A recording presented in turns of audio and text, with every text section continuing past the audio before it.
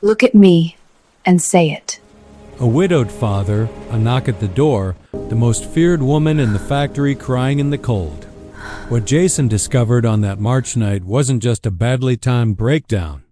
It was a calculated plan to pull a single sentence out of him, the sentence that could save one life and ruin another. A plan that would have worked if he hadn't chosen the truth instead of "I'm fine." This is the story of how a whispered no at 11:47 changed two destinies forever.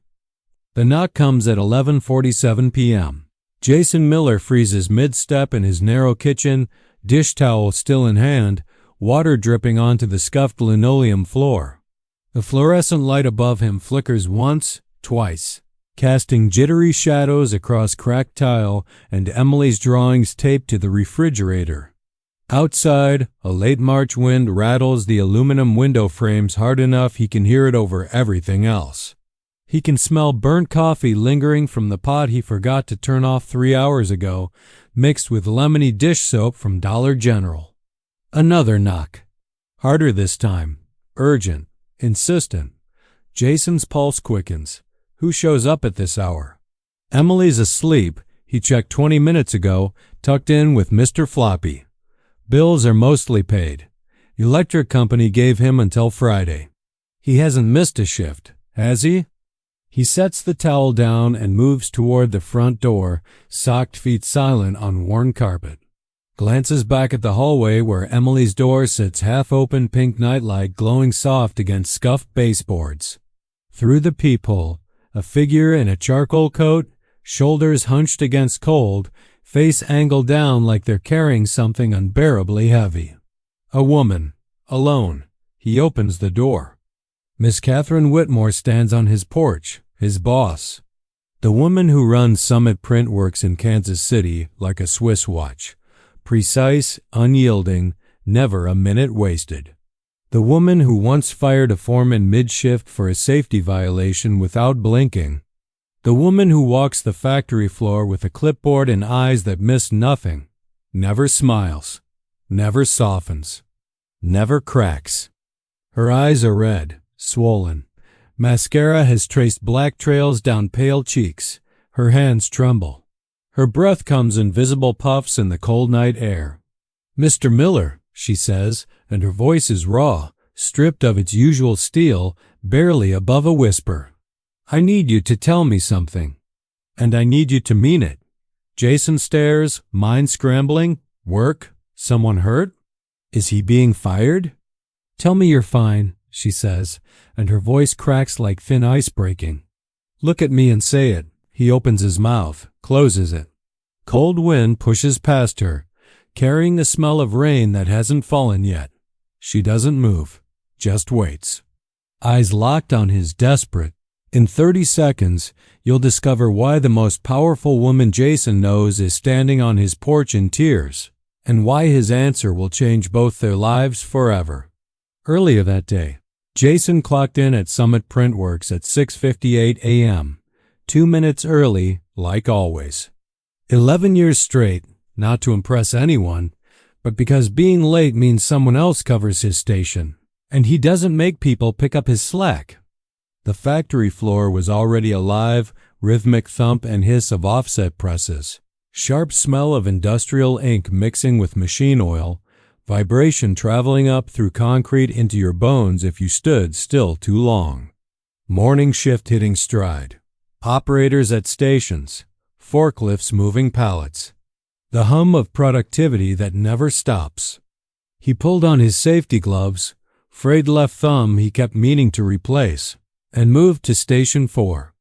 The Heidelberg press waited like a patient beast.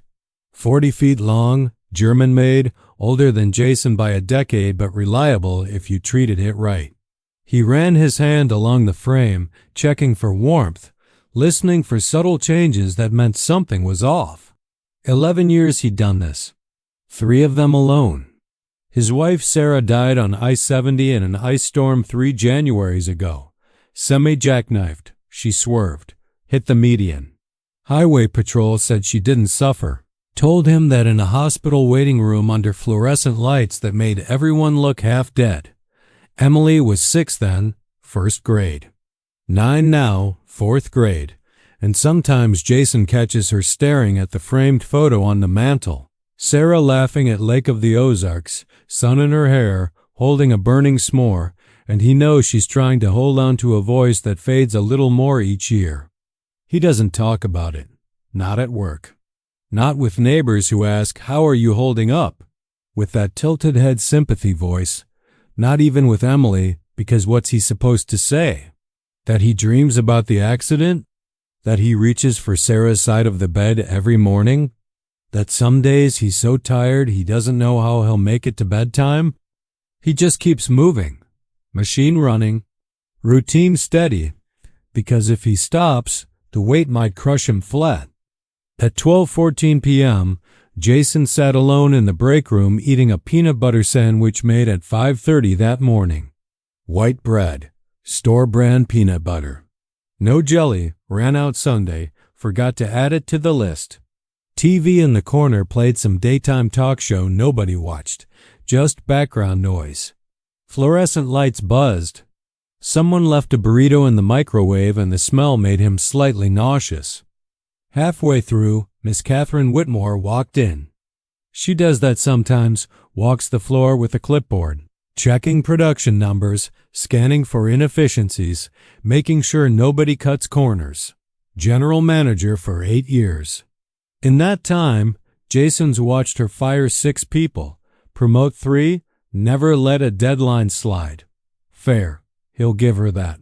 But not warm, not friendly. The kind of manager people respect but don't invite to happy hour. She stopped near the vending machine, poured coffee from the ancient Mr. Coffee that always tastes like burnt plastic, added 2 sugars from the bowl nobody refills, and turned. Her eyes landed on him. "Miller," he straightened, sandwich still in hand. "Yes, ma'am. You managing okay?" Strange question from her. Ms. Whitmore didn't do small talk. Didn't ask how people were unless performance reviews were coming or expectations weren't being met. "Yeah," Jason said, voice even, neutral. "I'm good." She tilted her head slightly, eyes narrowing like she was reading fine print on a contract. Her gaze lingered, really looked at him, for 3, maybe 4 seconds. Long enough Jason felt the back of his neck prickle. He thought she might push. Might ask what good actually meant. Might pull up a chair and do that manager thing where they pretend to care because HR sent a wellness memo. But she just nodded slowly, sipped her terrible coffee, walked back toward the production floor without another word. Jason exhaled, took another bite of sandwich. Tasted like sawdust. He didn't realize she'd been watching him for weeks, noticing he never took sick days, never complained, never asked for help, showed up early, stayed late when orders backed up, kept his head down and his grief locked so far inside it only leaked out in the car on the drive home. When Emily couldn't see, when he could let his hands shake on the steering wheel and nobody would know. He didn't realize Miss Catherine Whitmore had been looking at him and seeing herself. What Jason didn't know was that in less than 12 hours, everything would shatter and rebuild in ways neither could imagine. The breaking point. Now, standing on his porch at 11:47 p.m., cold wind cutting through his thin t-shirt, Ms. Catherine Whitmore looks like someone who's been holding their breath underwater for too long and just broke the surface gasping. "Say it," she repeats, voice shaking like a plucked wire. "Tell me you're fine." Jason's throat tightens. Every instinct screams to give the safe answer, the answer that makes people go away, ends conversations, keeps walls intact. "I'm fine." 2 words, simple, effective. The lie he's told for 3 years. But something in her face stops him cold. She's not asking as his boss, not because HR told her to. She's asking as someone drowning, looking for a lifeline, even if it's just knowing she's not the only one going under. He stops, swallows hard, tries again. Voice comes out rough. "I'm not." The words crack something open inside him, something sealed with duct tape and willpower and sheer stubborn refusal to fall apart. "I'm not fine," he says quieter, and the admission tastes like rust and relief mixed together. I haven't been fine in a long time. Miss Whitmore's shoulders drop like someone cut the strings holding her upright. She lets out a breath that's been trapped in her chest for days, maybe weeks. Relief and grief and exhaustion tangled together in one ragged exhale. "Thank you," she whispers, voice breaking completely on the second word. Then she starts to cry. Not quiet tears. Not the kind you wipe away and pretend didn't happen. Real, shaking sobs that make her fold forward, one hand pressed to her mouth like she's trying to hold it in and failing spectacularly. Shoulders heave. Breath comes in gasps. Jason stands frozen. This is his boss. The woman who controls his paycheck, his schedule, whether he can pay for Emily's field trip next month. The woman who's never shown a moment of weakness in 8 years. Falling apart on his porch at midnight. "Do you—" He stops, starts over, clears throat. "Do you want to come inside?" She nods, unable to speak, still crying. Jason steps aside. Inside. Jason leads her to the kitchen.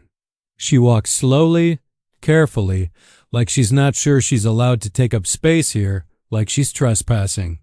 Sits at his small formica table, wobbly leg he never fixed, ring stains from coffee mugs, Emily's crayon marks from when she was 5. Kitchen small and outdated, pale yellow walls cheerful in 1987. Linoleum peeling near the sink, calendar from Ace Hardware still showing February though it's late March. He fills the kettle, faucet drips even when off, has for 6 months, sets it on the gas stove. Blue flame hisses to life with a soft hump. Pulls down 2 mugs. World's okayest dad in faded letters, Emily's gift last Father's Day. Made him laugh and cry. Plain white with a chipped rim he should throw away but hasn't. Drops a tea bag in each. Lipton, boxes of 100 at the discount grocery, nothing fancy. Kettle whistles. He pours. Steam rises, carrying faint chamomile smell. Ms. Whitmore wraps both hands around okayest dad like she's trying to absorb warmth, like she's been cold for a very long time. Coat still on. Face blotchy, makeup smeared. Hands trembling slightly, long moment. Neither speaks. Refrigerator hums. Wall clock ticks. Outside, car drives past, headlights briefly sweeping the window. Down the block, a dog barks twice and falls silent. Then she speaks. "My mother had a stroke," Ms. Whitmore says, voice flat, drained, like she's said these words over and over until they don't mean anything anymore. 2 days ago, Wednesday night. Got the call at 9:15 while I was reviewing quarterly reports. She's in ICU at St. Luke's. They don't know if she'll wake up. Jason nods slowly, his own tea untouched. He knows that waiting, that not knowing. Hope and dread sitting in your stomach like stones, and you can't eat, can't sleep, can't think about anything else. "I don't have anyone." Voice breaks like snapping a twig. "No siblings, no husband. My father left when I was 7. Broke up with someone 6 months ago because I worked too much. Was always at the plant, always checking numbers, always putting the company first. He said I cared more about production schedules than him." She laughs, bitter and sharp, doesn't sound like laughter at all. "I'm 42, she says, and I realized tonight, sitting in that hospital cafeteria at 11 p.m., eating a $7 stale turkey sandwich, that if something happened to me, they'd find me 3 days later. Nobody checks in, nobody calls. Nobody would notice until I missed a production meeting. Hands shake. Tea sloshes but doesn't spill. I left around 11:15. Told myself I'd go home, sleep, come back morning. But I just started driving. Didn't know where. Then I was on your street. Sitting in my car outside your house." She looks up. "I remembered your file." Jason frowns. "My file?" "Saw it once. After your wife died. HR flagged it because you came back 4 days later." 4 days. Most people take bereavement leave. 2 weeks. A month. Some never come back.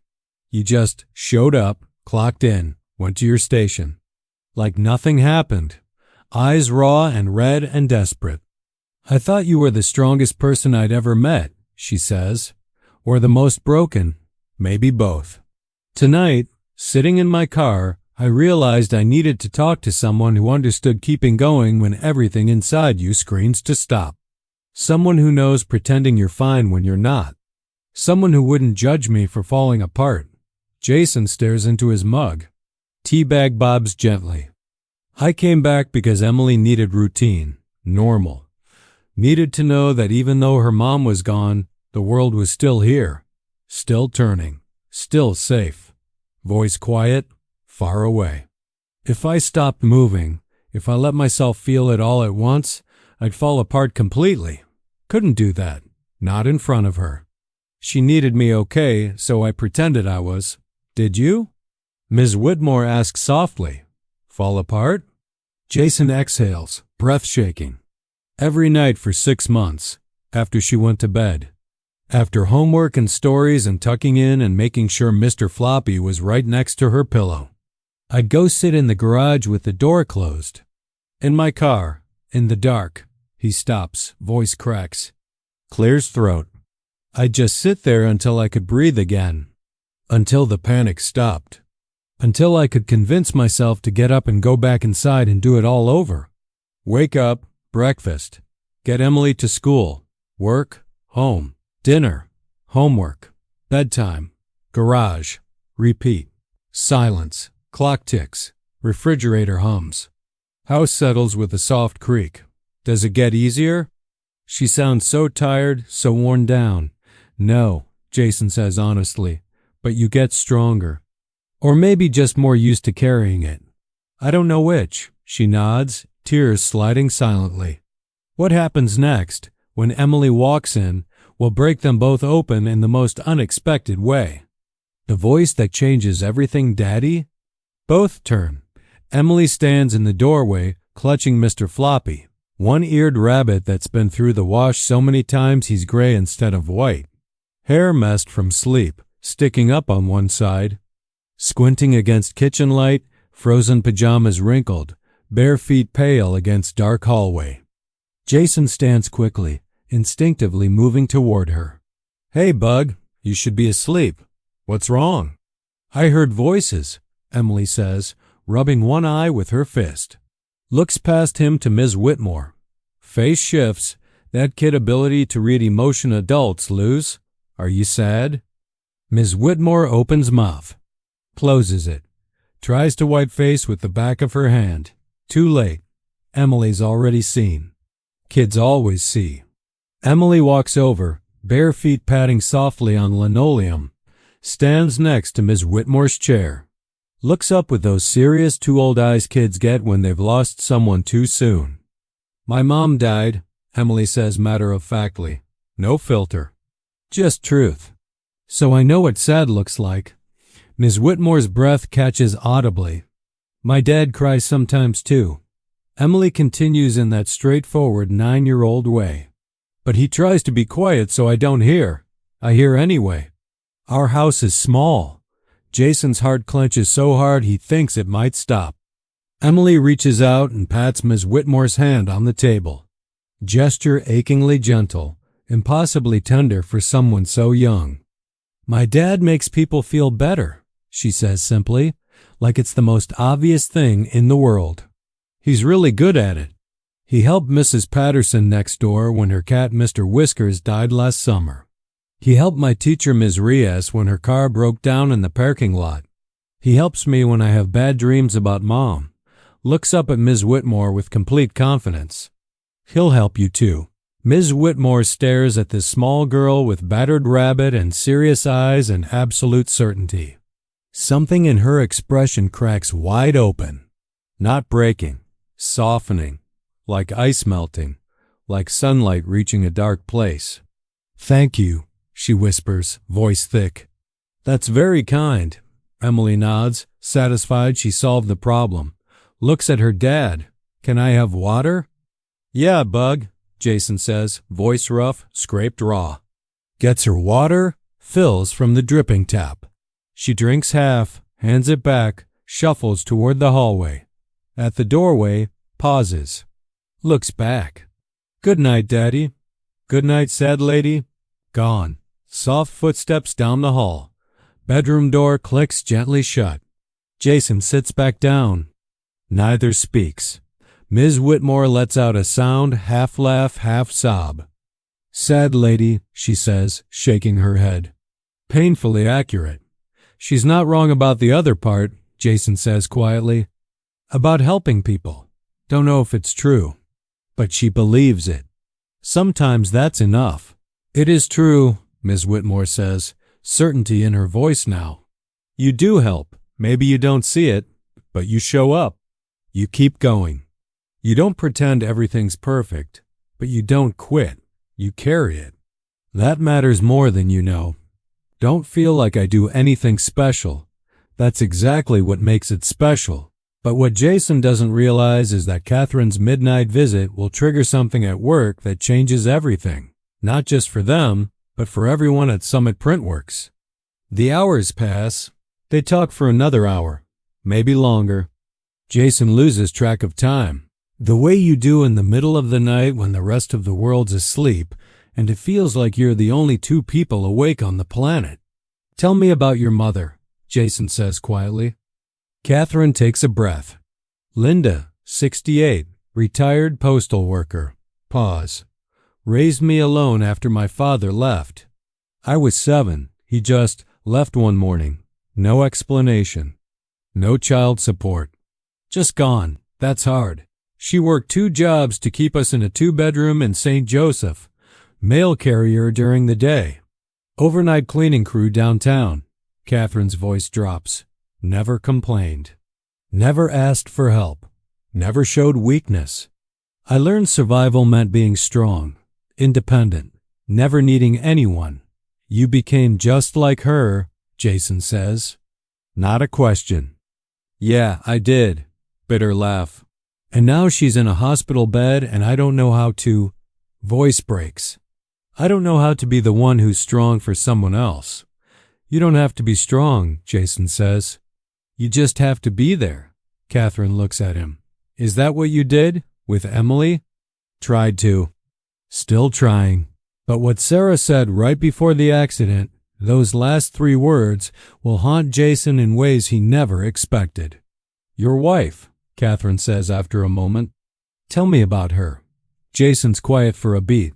Sarah, small smile. Met her at a 4th of July barbecue when I was 22. Both shy. Awkward. Someone pushed us into a 3-legged race and we fell down laughing. She sounds wonderful. She was. He traces the rim of his mug. Sang off key every morning in the shower. Fleetwood Mac. Sometimes Whitney Houston. Made animal pancakes for Emily every Saturday. Elephants, butterflies, really lopsided giraffes. Catherine laughed softly. Real laughter this time. She left post-it notes in my lunch with terrible dad jokes. He stops. Swallows. Last thing she said before she got in the car that morning was love you. Don't forget milk. Voice breaks. I never got the milk. Catherine reaches across the table. Squeezes his hand. Brief, but it says everything. They sit in comfortable silence. Jason refills their mugs. Kettle whistles again. He pours. Later, he pulls out store-brand Oreos. They eat without tasting, just something to do with their hands. Clock ticks past 1 a.m., then 1:30, then 2. I should go, Catherine says finally. Doesn't move. You can stay. There's a couch? Springs are shot, but she shakes her head. Need to get back to the hospital. They said to call if anything changes. Okay, Jason doesn't push. She stands, pulling coat tighter like armor going back on. At the door, pauses, hand on the knob. Thank you for this. For not shutting the door. For telling me the truth. You showed up, Jason says. That took guts. So did telling the truth. Then, impulsively, like acting before she can talk herself out of it, she squeezes his hand once. Brief, firm, human. You're not alone either. I know it feels like it, but you're not. Not anymore. Gone.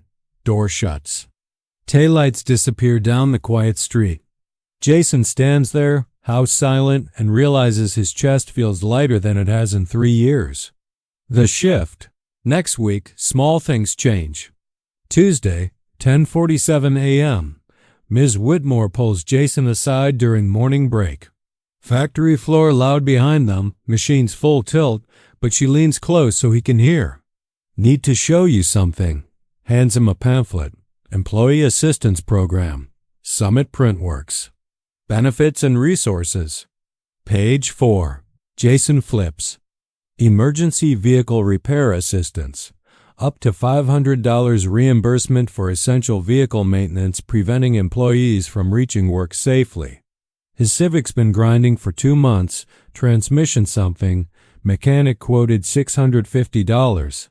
Money he doesn't have. Been driving it anyway, radio up, hoping it lasts. Didn't know this existed. Most people don't, Catherine says, something different in her voice, softer. Making sure people know now. HR is sending company-wide email this afternoon. Wanted to tell you first, direct look. I'm not doing you a favor. This benefit's available to everyone. You just never asked. Most people don't because they don't know they can. That's changing. Jason takes the pamphlet carefully. Thank you. Use it. Get your car fixed. You shouldn't choose between safe transportation and groceries.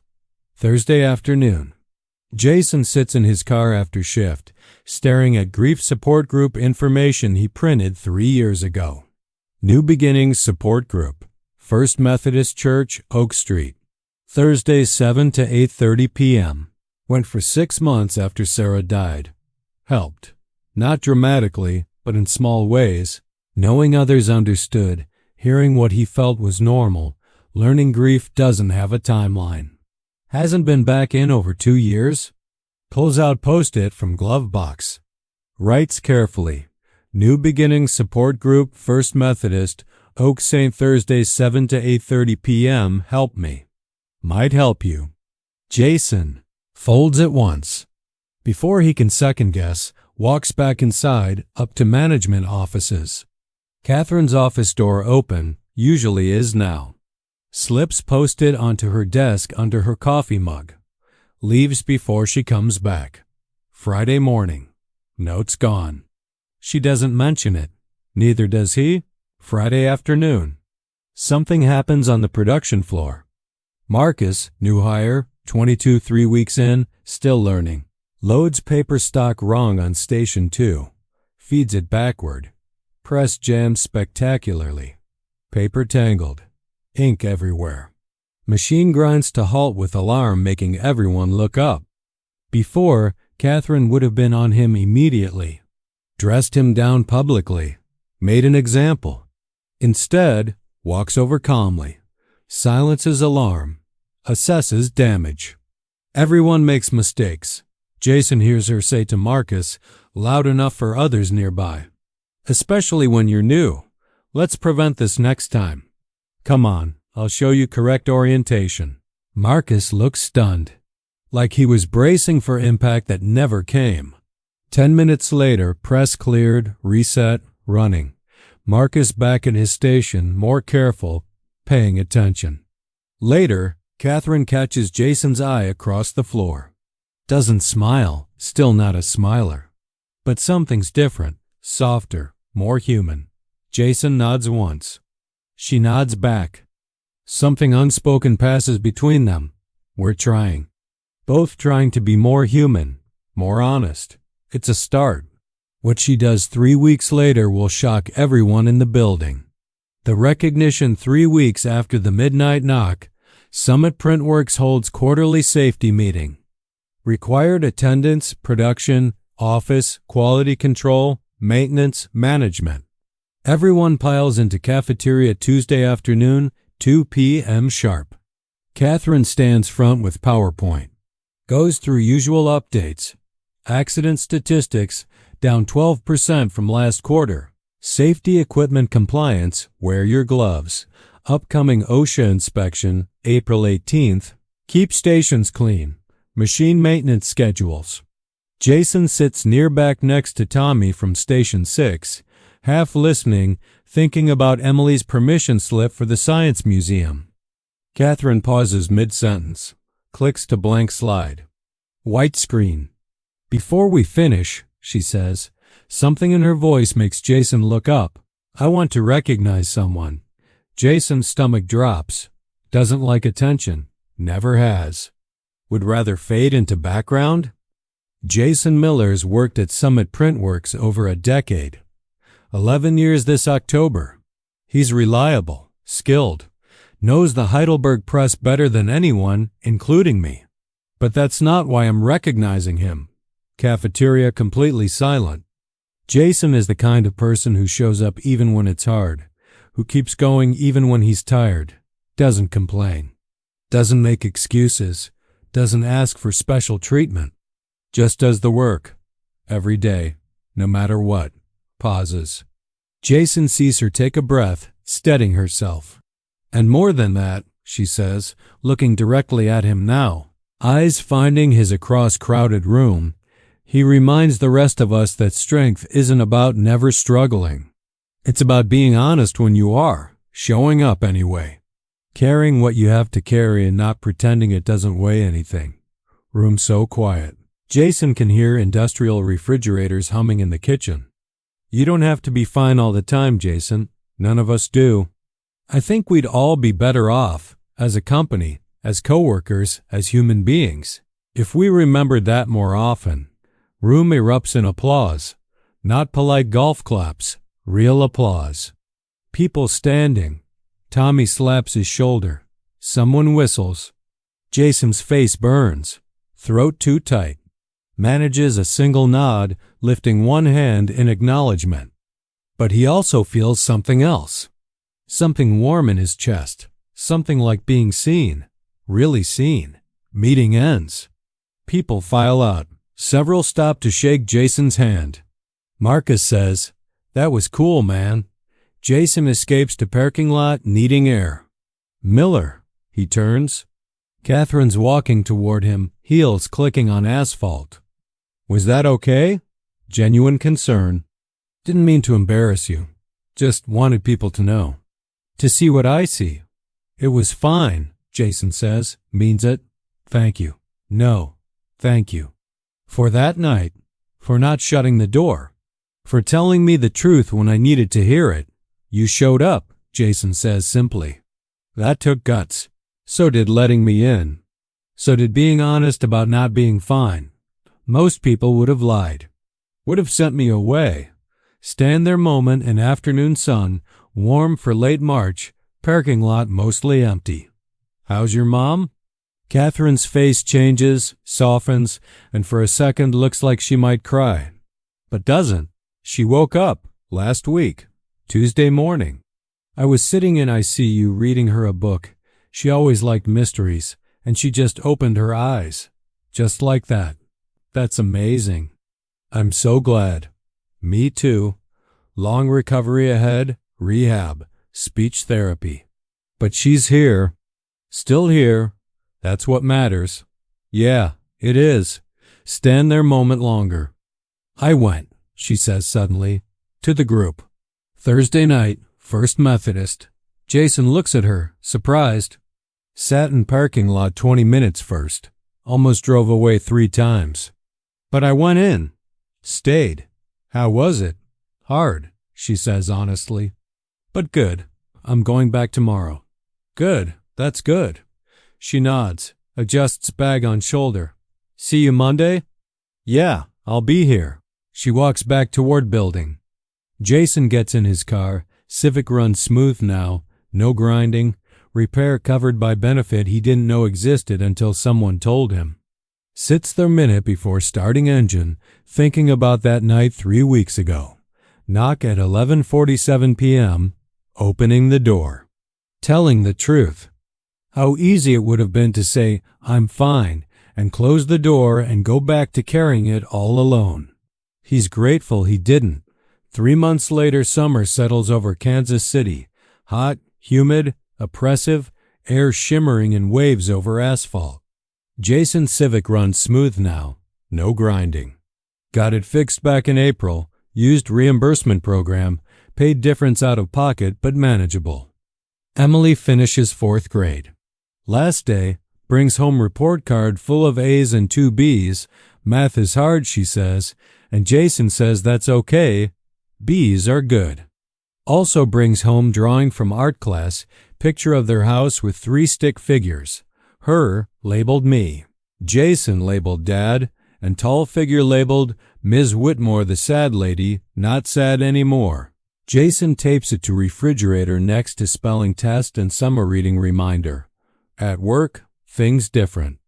Not dramatically, but different in small, important ways. Catherine still walks floor with clipboard, still expects quality work, still doesn't tolerate safety violations or missed deadlines. But she asks how people are, really asks. Stops at stations and has actual conversations, remembers names, remembers kids' names. When someone says fine, she looks at them beat longer, giving them space to take it back, tell the truth if they're ready. Started monthly coffee and conversation in April. First Thursday every month, 11 to 12. Anyone can drop by her office, no appointment, no agenda, just talk. Some discuss work stuff, efficiency ideas, equipment concerns, suggestions. Some talk about life. She listens. Really listens. Jason doesn't go, doesn't need to, but he's glad it exists. Seen it make difference. Marcus comes every month, says it helps him feel connected. Beth from Quality Control came once to talk about her daughter's learning disability, got tutoring program information. Tommy used it to ask about night shift opening. Good thing. Human thing.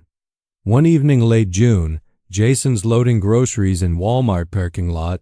6:37 p.m., got off at 6, picked up Emily from summer day camp, swung by Walmart for weekly shopping. Emily's in car already, buckled in, reading library book about dragons. Loading last bag when he hears, Jason? Turns. Catherine pushing cart toward her car, silver Camry 3 spaces down, but not alone.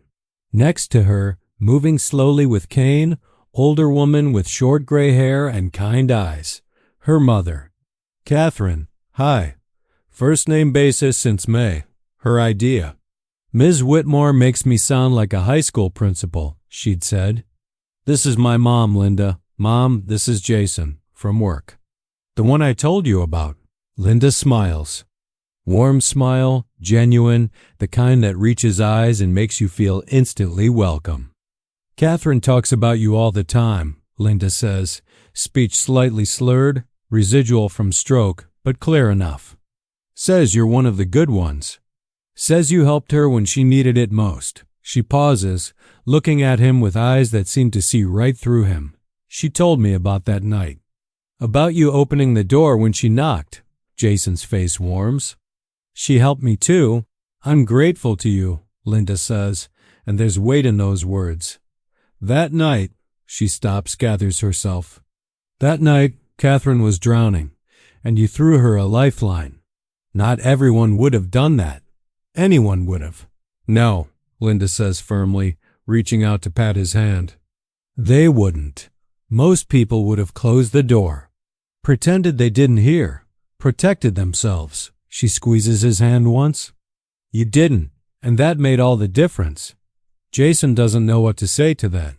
How are you feeling? He asks. Catherine said you're in PT? 3 times a week, Linda says, lifting her cane slightly with a wry smile. This thing and I are becoming good friends. But I'm getting stronger. Slowly.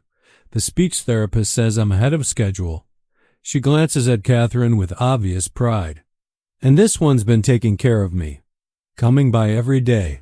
Making sure I do my exercises. Driving me to appointments. She mentioned taking you to Branson, Jason says. August, Catherine confirms. Just for a few days. Mom's always wanted to see the shows there. 68 years old and I've never been, Linda says with a laugh. Figure it's about time. They talk for a few more minutes about the heat, about Emily's science camp starting next week, about Linda's physical therapy progress. She can walk without the cane for short distances now, though the therapist wants her to keep using it for stability. Catherine mentions that Linda's speech has improved dramatically in just the past month, that the doctors are calling her recovery remarkable. They don't give me much credit, Linda says with a twinkle in her eye, but I tell them I've got things to live for. A daughter who finally learned it's okay to need people. And stories to hear about good people like you, Jason. When they finally part ways, friendly goodbyes, see you Mondays. Take care, Linda. Jason gets in his car where Emily's still reading, oblivious to the world. As he drives home, Emily chattering in backseat about her dragon book. Jason thinks about that night in March. Knock at 11:47 p.m. Tears. Tea at kitchen. Table. Truth. How easy it would have been to shut the door. To say, "Can this wait till tomorrow?" To pretend he hadn't heard. To protect himself from someone else's pain. He's grateful he didn't. He's grateful he opened the door. And somewhere in the back of his mind, he makes a note. Thursday night, 7 p.m., First Methodist Church, Oak Street. Maybe it's time to go back. To you, if you're watching this right now, maybe you see yourself in it. Maybe you're Jason, carrying grief or stress or exhaustion or fear in silence because asking for help feels like admitting defeat. Because you've convinced yourself if you just keep moving, just keep pushing forward, you'll eventually outrun the weight. You won't. I need you to hear that. You won't outrun it. It'll still be there tomorrow, next week, next year. Or maybe you're Catherine, holding it together at work, at home, in public, wearing armor of competence and control until one night it becomes too much and you realize you've been drowning slowly for months or years and nobody knew because you never let them see. Here's what I need you to know. You don't have to be fine all the time. Right now, right this moment, someone in your life is carrying weight you can't see. The coworker who always says good when you ask how they are. The neighbor who smiles and waves but never stops. The person next to you at church, the gym, the coffee shop. Ask them how they are. Really ask. Look them in the eye. If they say they're fine, give them space to take it back. Say something like, "You sure?" Because it's okay if you're not. Be the door that opens at midnight. Be the person who makes it safe to fall apart. Be the one who says, "Me too. I'm struggling too." You're not alone, because we're all carrying something. Every single one of us. The strongest thing you can do, the bravest thing, isn't to carry it alone. It's to let someone help you carry it. And to help someone else carry theirs. The world doesn't need more people pretending everything's perfect. It needs more people brave enough to be human, to be honest, to be real.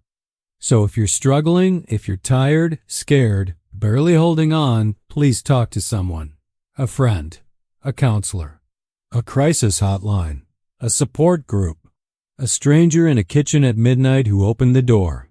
And if you're okay right now, look around. Pay attention. Someone near you isn't. Maybe all they need is for someone to ask, to listen, to see them. Be that person. Be the midnight knock. Be the open door. Be the truth that sets someone free. If this story moved you, if it made you feel something real, hit that like button right now. Subscribe so you don't miss more stories like this. Real stories, human stories. Stories that remind us we're not alone. Drop a comment below and tell me, who's your midnight knock? Who's the person you can be completely real with? And if you know someone who needs to hear this today, someone who's been saying, "I'm fine" when they're not, tag them. Share this. Let them know you see them. Let's build a community that makes space for honesty, for vulnerability, for being human. Because that's what the world needs more of. That's what we all need more of.